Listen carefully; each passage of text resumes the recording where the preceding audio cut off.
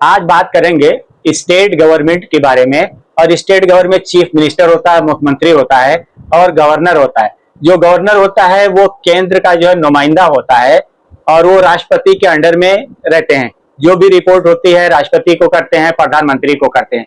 तो हर स्टेट में central government अपना एक गवर्नर फिक्स करती है। गवर्नर के भी कुछ वसूल व जवाबित होते हैं, कुछ उसके रूल्स रेगुलेशन होते हैं। हिंदुस्तान का आर्टिकल 200 याद रखिएगा, आर्टिकल 200 जितने भी गवर्नर्स हैं उनको ये पावर देता है कि अगर स्टेट असेंबली किसी भी तरह का कोई बिल अगर गवर्नर के पास में पास करके भेजते हैं तो गवर्नर को अधिकार होता है चाहे तो उस बिल को मंजूर करे, चाहे तो उसको ना मंजूर कर दे। और अगर चाहे तो उस बिल को वो राष्ट्रपति के पास भेज सकता है कि राष्ट्रपति उसके ऊपर विचार करें। और अगर वो चाहे उस बिल को तो कुछ समय के लिए रोक भी सकता है, लेकिन इस बिल को रोकने के लिए भी एक टाइम लिमिट होती है। 4-4 साल, 5-5 साल आप किसी बिल को नहीं रोक सकते हो। इसी को लेकर एक मामला तमिलनाडु गवर्नमेंट का सुप्रीम कोर्ट में गया। तमिलनाडु के जो गवर्नर है रवि, उन्होंने तमिलनाडु गवर्नमेंट का बिल काफी लंबे समय से रोक के रखा हुआ था। तमिलनाडु गवर्नमेंट परेशान हो गई और उसने जो है सुप्रीम कोर्ट का दरवाजा खटखटाया और सुप्रीम कोर्ट ने वहां से ऑर्डर किया कि आप कोई भी बिल अनलिमिटेड टाइम तक, गैर मुअय्यना मुद्दत तक आप नहीं रुका सकते हो। आपको एक टाइम लिमिट है, उस टाइम लिमिट के अंदर आपको बिल पास करना है। अगर आप पास करना है करो, नहीं करना है तो विचार करने के लिए असेंबली को आप भेज सकते हो। नहीं तो आप उसे मंजूर करो या उसे आप रिजेक्ट करो, नहीं तो आप राष्ट्रपति के पास भेजो। अच्छा, अगर कोई बिल राष्ट्रपति के पास जाता है तो राष्ट्रपति को भी ज्यादा दिनों तक रोकने का अधिकार नहीं है। सुप्रीम कोर्ट ने एक गाइडलाइन बना दी कि आप 3 महीने से ज्यादा कोई बिल नहीं रोक सकते हो। अगर आप 3 महीने से ज्यादा बिल रोकते हो तो वो बिल ऑटोमेटिक लागू हो जाएगा और स्टेट गवर्नमेंट जो है उस बिल को नाफिज कर सकती है, अपने स्टेट में लागू कर सकती है। ये जब सुप्रीम कोर्ट ने ऑर्डर किया तो इसको लेकर भाजपा के कुछ ऐसे मुंहजोर नेता थे जिन्होंने उंगली उठाना शुरू कर दिया सुप्रीम कोर्ट के ऊपर और सुप्रीम कोर्ट को जो है उल्टी सीधी बातें कहने लगे। वो बातें मैं यहां दोहरा नहीं सकता हूं, इसलिए कि वो जो बातें उन्होंने कही है सुप्रीम कोर्ट के ताल्लुक से वो तौहीन अदालत के जुमरे में आती है। और एक चीज और आपको यहां पे मैं बता दूं कि तौहीन अदालत का भी एक कानून है। तौहीन अदालत का जो कानून है 1971, तौहीन अदालत का कानून 1971, इसके अंडर में अगर कोई तौहीन अदालत करता है, अदालत की तौहीन करता है, कंडम ऑफ कोर्ट करता है तो उसके ऊपर केस किया जा सकता है। लेकिन केस करने के लिए अटॉर्नी जनरल या सॉलिसिटर जनरल से परमिशन लेना पड़ता है। और अभी जो निशिकांत दुबे हैं, सुप्रीम कोर्ट के जजों के ऊपर जो टिप्पणी की है, जो बेहुदा बातें की हैं, कुछ एडवोकेट्स इसके खिलाफ तौहीन अदालत का जो है मुकदमा उनके ऊपर डाला है और वो डालने के बाद उन्होंने परमिशन मांगा है अटॉर्नी जनरल से, सॉलिसिटर जनरल से, ताकि निशिकांत दुबे जो कि एक एमपी हैं, ताकि उनके ऊपर केस चलाया जा सके। तो ये कानूनी दाव पेच होती है और गवर्नर्स के लिए भी एक हद होती है, एक लिमिट होती है। निशिकांत दुबे एक बात कह रहे थे कि सुप्रीम कोर्ट राष्ट्रपति को कोई ऑर्डर नहीं दे सकते हैं। सुप्रीम कोर्ट किसी भी तरह का कोई ऑर्डर राष्ट्रपति को नहीं दे सकता है।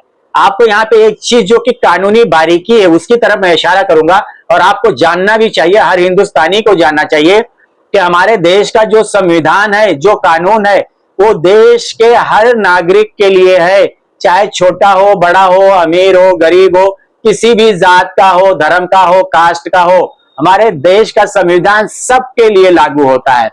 और हमारे देश का जो पहला नागरिक है, जो पहला नागरिक होता है, वो देश का जो राष्ट्रपति होता है, वो देश का फर्स्ट नागरिक होता है, फर्स्ट सिटीजन होता है, पहला नागरिक होता है।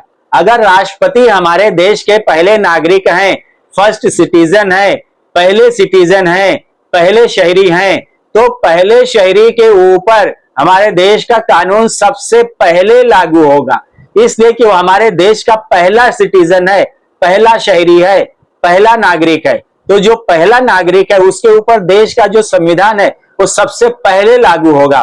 उसके बाद दूसरे जो हिंदुस्तानी हैं उनका नंबर आता है कि वो सिटीजन्स है। इस हिसाब से अगर हम देखने जाते हैं तो इंडिया के जितने भी नागरिक हैं सबके ऊपर देश का कानून लागू होता है। तो भाजपा के जो फिरका परस्त और शर पसंद जो एमपी एमएलए हैं, इस तरह की जो बातें सुप्रीम कोर्ट के लिए कहते हैं, वो सरासर बेबुनियाद और आवाम को, जनता को बहकाने वाली और बेवकूफ बनाने वाली बातें हैं। जनता को इनकी बातों में नहीं आना चाहिए। हमारे देश में हमारे देश में पार्लियामेंट ना ऊपर है, ना सुप्रीम कोर्ट ऊपर है। हमारे देश में जो सबसे ऊपर है वो देश का संविधान है। देश के संविधान के नीचे सुप्रीम कोर्ट भी है, पार्लियामेंट भी है, असेंबली है, एमपी है, एमएलए है, हर कोई संविधान के नीचे ही है। तो जब संविधान ही सरों पे है तो संविधान क्यों नहीं लागू होगा हर किसी पे? और संविधान की व्याख्या कौन करेगा? Supreme court. संविधान की जो तशरीह है, जो व्याख्या है, वो करने का काम है सुप्रीम कोर्ट का। तो सुप्रीम कोर्ट जो है किसी भी इंडियन नागरिक के ऊपर किसी भी तरह का कोई भी डिसीजन ले सकती है, फैसला दे सकती है, कानून और संविधान के दायरे में रखकर। ये बहुत बड़ी गलती और बहुत बड़ा प्रोपेगेंडा, झूठा प्रोपेगेंडा मिनिस्ट्री लेवल पे, सरकार के लेवल पे किया जाता है। इसका जो है पर्दाफाश करना था, इसकी पोल खोलना था। इसीलिए हमने ये वीडियो आप लोगों के लिए बनाया है, ताकि आप याद रखिए कि आर्टिकल 200 जहां पावर देता है इस बात का कि गवर्नर कोई भी बिल चाहे तो रोक के रखे, चाहे पास करे, चाहे रिजेक्ट करे, चाहे तो राष्ट्रपति के पास भेजे, लेकिन वो अनलिमिटेड टाइम तक बेमुद्दत उसे अपने पास में रोक कर नहीं रख सकते हैं। इसलिए असेंबली जो कानून बनाती है वो अपने स्टेट के लोगों के लिए बनाती है और स्टेट के लोगों के हित के लिए बनाती है। अगर वो कानून गवर्नर के पास में जाके वो बिल पड़ा है तो नुकसान किसका होता है? स्टेट की जनता का नुकसान होता है। और जो स्टेट गवर्नमेंट होती है वो जवाबदेह होती है स्टेट की जनता को। इसलिए जो सुप्रीम कोर्ट ने डिसीजन दिया बहुत ही तारीखी डिसीजन था और बहुत ही दूरदर्शी डिसीजन था।